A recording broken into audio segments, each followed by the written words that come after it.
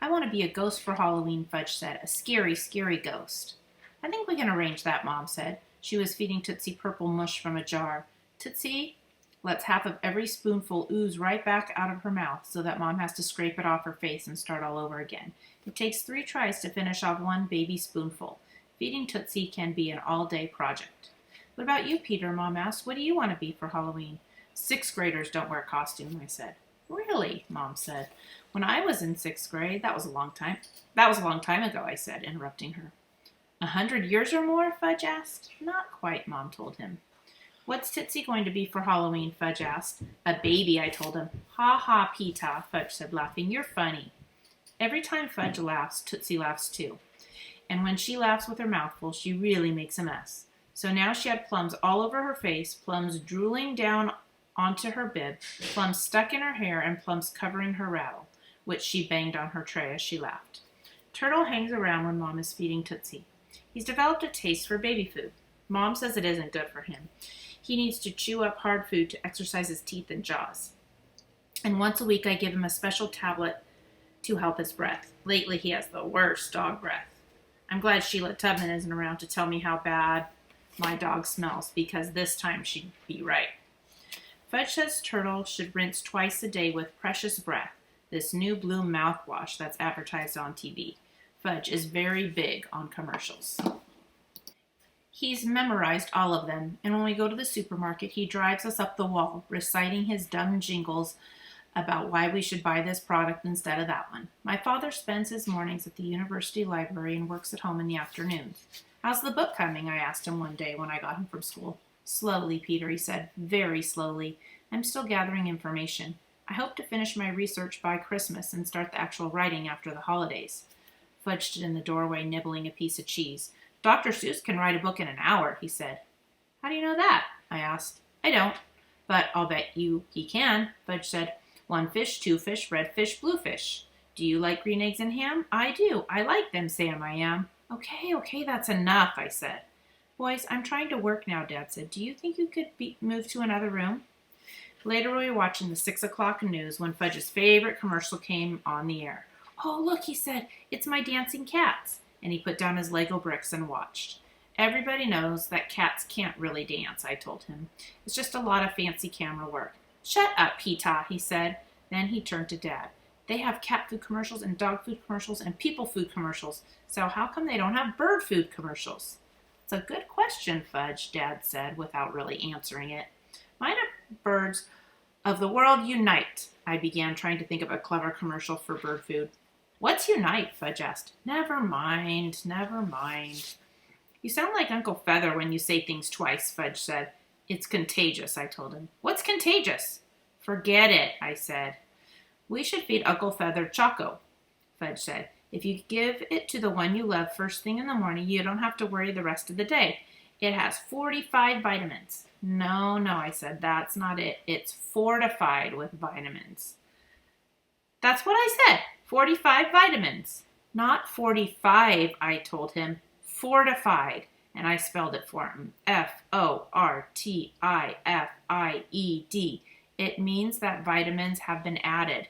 It does? Yes, I said. And anyway, you shouldn't believe everything you see on TV, right, Dad? That's right, Dad said.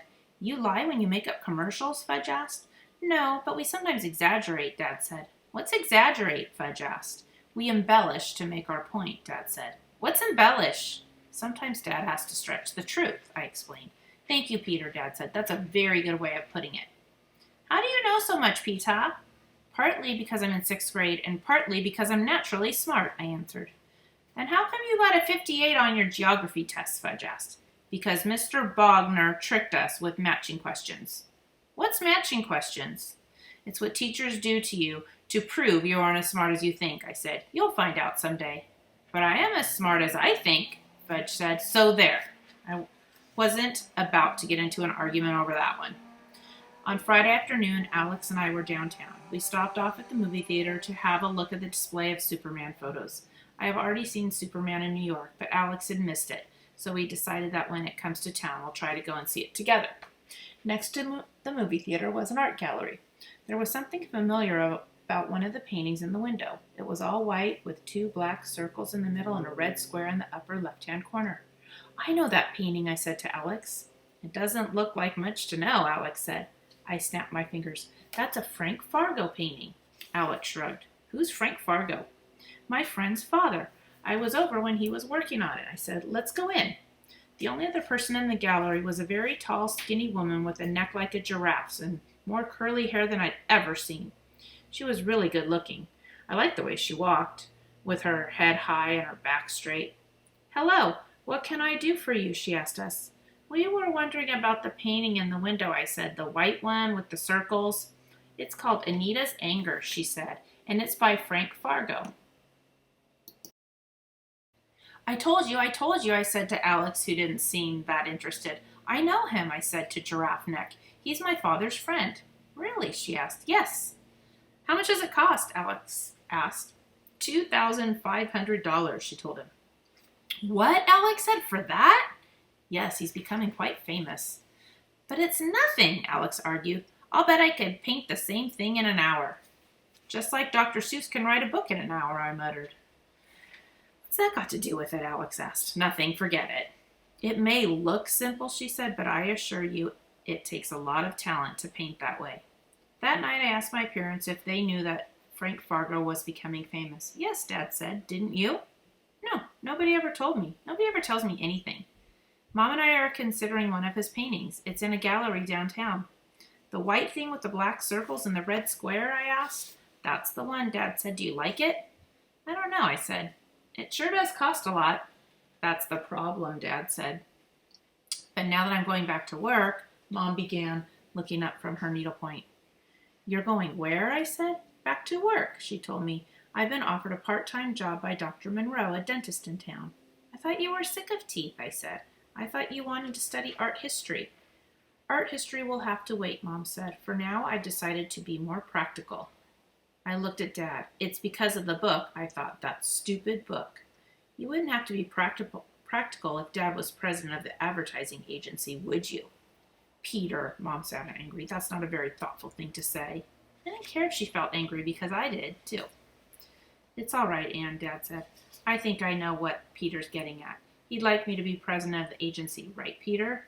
Well, sure. Who wouldn't want his father to be president? But I don't want to be president of the agency, Dad said. And you've got to try to understand that. I do want to write my book, though. And sometimes you've got to do what's really important to you, even if it's not practical. And I never said I was sick of teeth, Mom told me. I said I wanted to think about a change in careers, so I'm thinking. It will be nice to have a job again, and if Daddy weren't at home writing his book, I wouldn't be able to leave Tootsie, so it's all working out, you see? No, I said, everything is different. What do you mean, Dad asked. I don't know, just everything. Mom going back to work, you writing a book, us living here, Tootsie being bored, Fudge going to kindergarten, me in 6th grade, everything is different. And you don't like it, Mom asked? Is that what you're trying to say? I don't know if I do or if I don't. Changes take some getting used to, Dad said. But in the long run, they're healthy. I don't feel like listening anymore, so I said, can I call Jimmy tonight? Sure, Dad said, go ahead. Jimmy answered the phone. Hey, how's it going? He asked. I could tell he was eating something. I don't know, I told him. Everything's different. I can't get used to it. Well, everything's the same around here except that you're gone. He must have swallowed because his voice cleared. He told me about school and about our friends and about the way Sheila Tubman is telling the whole world how much she misses me. And then he said, Peter, I have a confession to make. What's that? I've been using your rock. Not just sitting on it, but using it. You know what I mean? It's okay, I said. Don't worry about it. No kidding? No. You're a great friend. You know that? A really great friend. I have a confession to make, too, I said. I've been using my Kreskin's crystal. Not just looking at it, but using it to get to sleep at night. Oh, he said. So, I guess we're even, I said. I guess so, but he didn't sound as if I were the world's greatest friend anymore. I saw a painting by your father today, I told him, ready to change the subject. The white one with the black circles and the red square. Oh, that one, he said. My father painted that one right before my mother left for Vermont. One night they had this big fight and he threw red paint on the canvas. That's how the red square got there, and that's why it's called Anita's Anger. I didn't know what to say because Jimmy never talks about his parents' divorce, so I changed the subject again. Do you know how much it costs? $2,500. Can you believe that anybody would pay that much for it? Shows how much you know about art, Peter. It sounded as if he had something in his mouth again. Pretzels, I thought. My father's last 3 paintings were sold for over $2,000 apiece, so before you go around opening your fat mouth, you should find out what you're talking about. And he hung up. Great. Just what I needed. My best friend hanging up on me. He'll probably call back in 10 minutes, I thought. But he didn't. I waited until Halloween afternoon to call him. It's me, I said. I'm sorry. About what? He asked. You know, about the price of your father's paintings. Oh, that. It just so happens that my parents are thinking about buying it.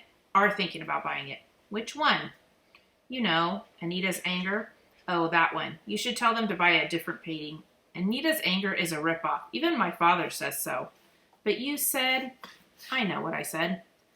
For a minute, neither one of us spoke. Finally, I asked, so what are you doing for Halloween? The usual, he said. Nothing. How about you? I'm taking Fudge trick-or-treating. How do you get roped into that? I volunteered. You volunteered?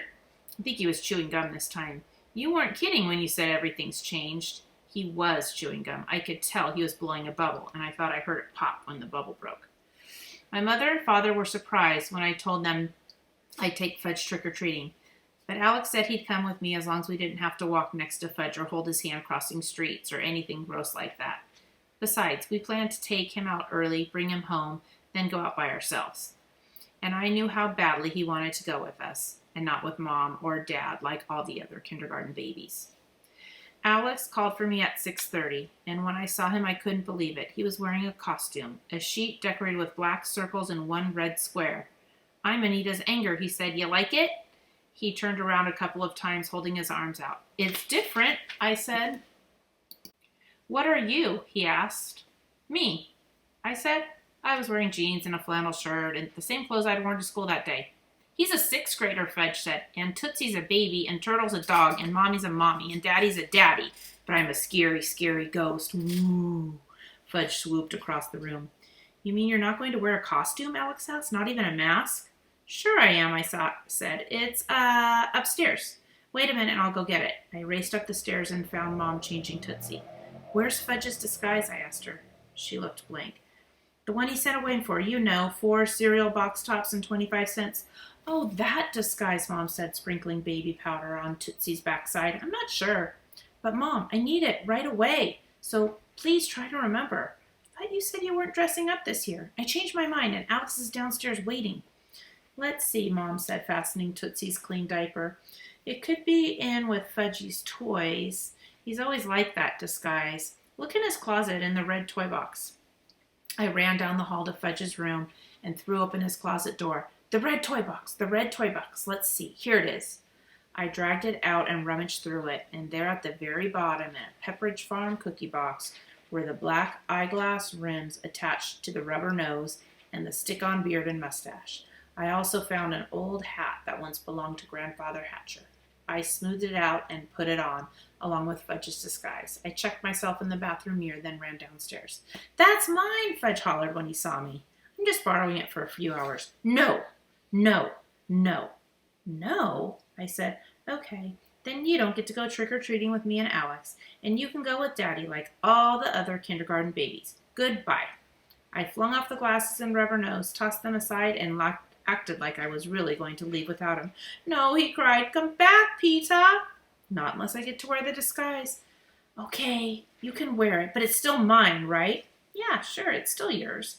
I looked over at Alex, who was shaking his head. Alex still can't figure out my family. We grabbed our UNICEF boxes and our pillowcases to hold our loot, and we left. We worked our way up one side of the street, then down the other.